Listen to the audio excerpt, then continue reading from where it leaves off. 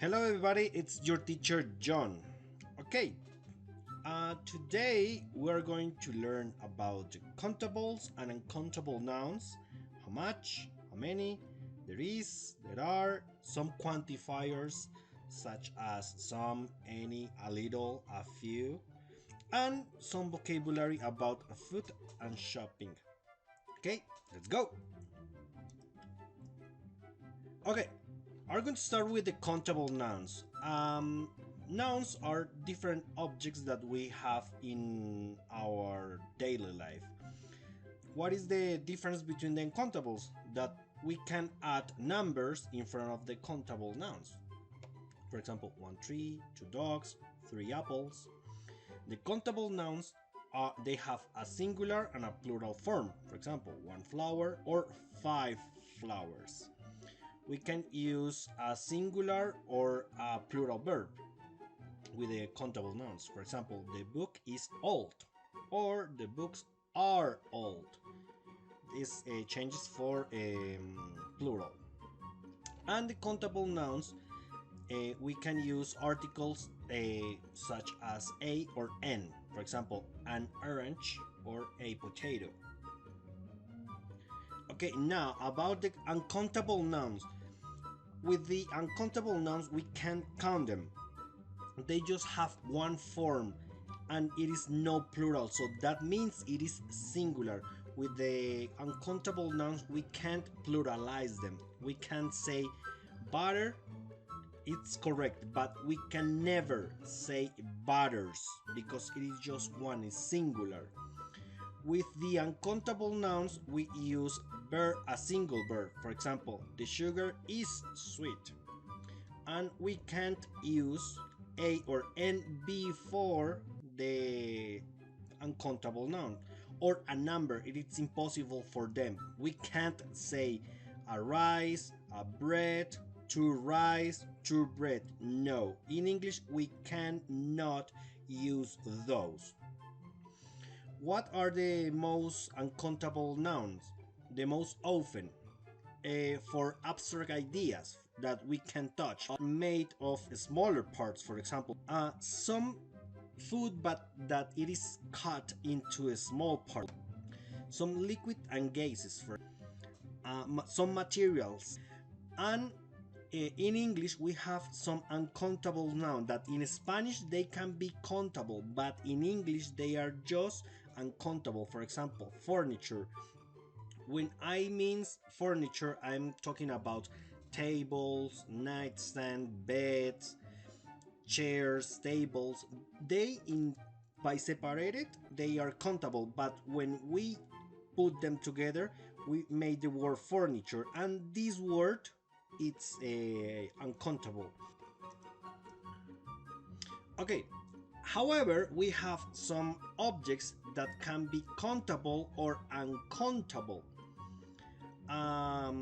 For example, iron, when it is used as the material, it is uncountable, but when it is used as an electric appliance, it is countable. Glass, when it is the material, it is uncountable, but when we have a container, for example, a cup or something made with glass, it is the container, it's countable.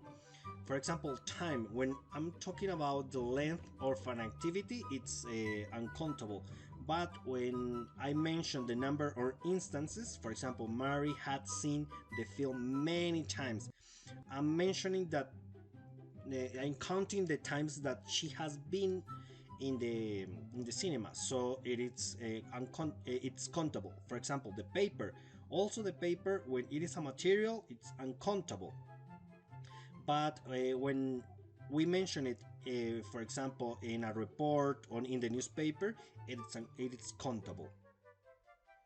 Now, light, when I'm talking about the energy form, it is uncountable because it is something that we cannot touch. For example, I close my eyes against the light, the bright light, but when it is made in bulbs, we can count them. For example, I switch on the light in the bedroom. Now, When I talk about work, when I'm mentioning an activity, it's uncountable. For example, stop talking and get on with your work. But when it is a product, it is countable because it's just it could be one part or many parts. For example, this is the work of Shakespeare. 2 hours later. Okay, now how much and how many? How much we are using for uncountable nouns, and how many we are using to ask questions about countable nouns. For example, how many bananas do you buy each week? I can say I eat 6 bananas each week. And how much we ask questions with uncountable nouns. For example, how much water do you drink every day? I drink 1 liter of water every day. Okay, now when we have some countables or uncountable nouns, if we show the quantity of uncountable or countable nouns, we can use another type of measurement things, and those goes before the object. For example, a bag of bananas or a pound of bananas. Now let's going to check a list. For example, we can say a glass when we're talking about water, milk, or soda, a bowl or cereal, soup, or rice, carton, for example, when we're talking about ice cream, milk, juice, a bag when we're talking about sugar, flour, rice, a drop could be blood, oil, water, a bottle of water, soda, wine, a slice of bread, meat, cheese, a cup of coffee, tea, milk, a piece of advice, furniture, luggage, a bar of chocolate, gold, soap, a grain of truth, sand, rice, or we can say a roll of tape or toilet paper. Okay, now there is and there are. There is and there are, it's very simple because they in Spanish they both means I. But there is used for singular and there are is used for plural. For example, there is some pasta, singular, because we can count them. And for example, there are 2 loaves of bread because we can count them, the 2 loaves. Which are some of the quantifiers that we can use to mention sentences with there is and with there are. For example, many, much, a little, a few, a lot, some, any. And with those, we know the quantity or an approximation about the quantity of these objects. For example, some. Some in Spanish means algunos. We use some in affirmatives. For example, there are some people waiting outside. We also use some in questions, but which the answer it will be yes. For example, would you like some orange juice? And we expect the answer it will be with yes. In request, for example, may I have some tea? When we have some certaining, for example, some people believe everything. And some when we're talking about a quantity that's it's several. For example, I haven't found my uncle for some years. That means that there were a lot of years. Now, any. We use any in negatives. For example, I don't want any sugar. When we ask or we are asked with uncertain questions, for example, do you have any money on you? With hardly, for example, when we are mentioning some negative part. For example, there is hardly any raining.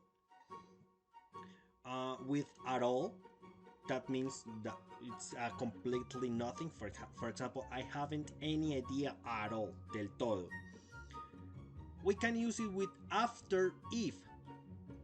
For example, buy some apples if you see any. But in this case, any doesn't mean nada, but means something like algo, similar to some. Any, it doesn't matter who or which. Eh, any fool knows the right answer. Now, with much and many, we use much with singular and countable nouns, for example, much money. And we use many with plural countable nouns, many trees. Most of the times we use in negative statements. For example, there isn't much space in this flat. There are many pandas in China. Also, we can use much and many in questions. For example, is there much demand for a silk stocking? Or, for example, will there be many guests at the party? But also we use much and many in formal statements. For example, much money is spent for shopping. Now, a lot of and lots of. Most of the time we use a lot of in singular uncountable nouns, and lots of we use them in countable nouns. In affirmative sentences, we can use it. For example, she spends a lot of money on clothes. But also, we can make an emphasis in negative statements. For example, I haven't got a lot of time for people like him.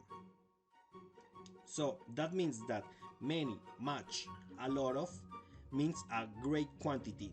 They means in Spanish mucho. But now the opposite, poco, little and a little, or few and a few.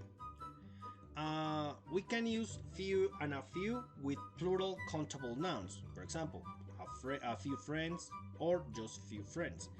And little and a little, we use them in uncountable nouns. For example, a little time or little time. What is the difference between little and a little? A little means some but not much, or we're referring to a small part. And a few means a small number. Okay, that was everything for this little session, for this short session. I hope you learn and practice some of the quantifiers and how much and how many.